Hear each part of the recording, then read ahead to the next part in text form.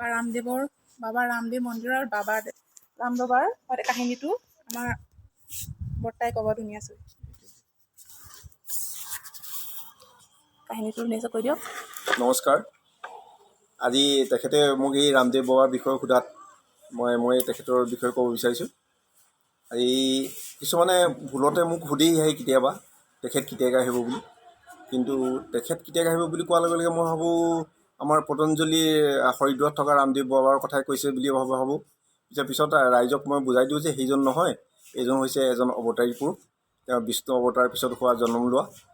গতিকে তেখেতে এতিয়া ঈশ্বৰ বোলে তেওঁতো আৰু এতিয়া ইয়াত নাহে, তেওঁৰ মানে পূজা অৰ্চনাৰ কাৰণে মঠ মন্দিৰ এইবিলাক য'ত ত'ত হৈছে, তেওঁ পূজা অৰ্চনা কৰিবৰ কাৰণেহে মানুহ আহে ইয়ালৈ।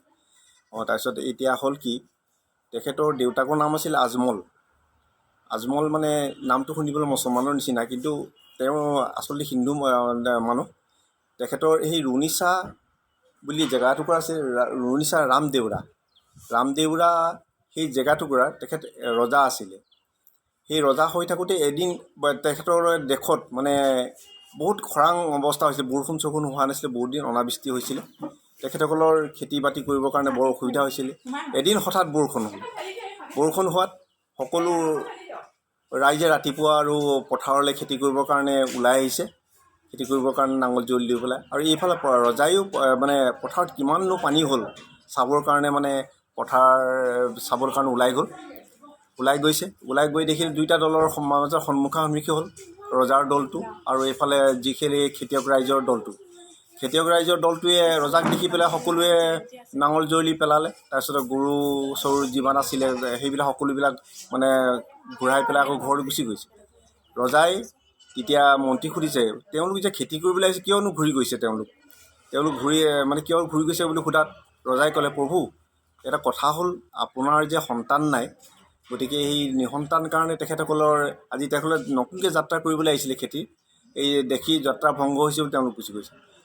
ৰজাই তেতিয়া মনতে বৰ দুখ পালে, কথাটো যে এইটো বৰ ডাঙৰ কথা নহয়। এখন দেশৰ যেতিয়া মই ৰজা হৈ প্ৰজাই তেতিয়া এনেকুৱা ভাৱ এটা যদি মনত শোষণ কৰে, তেনেহ'লে মই কি কৰিম। তেতিয়া তেওঁ গৈ পেলাই খুব বিষ্ণুক আৰাধনা কৰিলে, হে প্ৰভু মোক কিবা এটা উপায় দিয়ক। বিষ্ণুক আৰাধনা কৰাৰ পিছত বহুত দিন আৰাধনা কৰাৰ পিছত তেওঁ কোনো ফল নাপালে। শেষত ফল নোপোৱা তেওঁ ভাবিলে যে মই আৰু কি কৰিম থাকি, গৈ পেলাই তেওঁ ক্ষীৰসাগৰত গৈ জাপ মাৰি দিলেগৈ। ক্ষীৰসাগৰত জাপ মাৰি দিয়াৰ পিছত তেওঁ স্বয়ং গৈ পেলাই বিষ্ণুৰ কক্ষতে গৈ পেলাই ওলাইছেগৈ।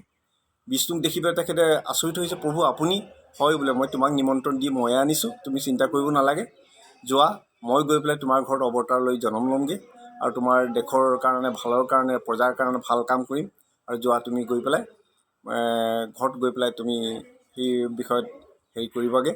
আৰু তেতিয়াৰ পৰাই ৰামদেৱ জন্ম হ'ল আৰু দেশৰ জন্ম হৈ তেওঁ আৰু ৰাইজৰ কাৰণে বা সেৱা কৰিলে। আৰু তেনেকৈ ধৰণে এই আমাৰ প্ৰবাদ এটা আছে আৰু এইটো তেনেকৈ মন্দিৰ হ'ল, এই মন্দিৰটো হ'ল হৈছে।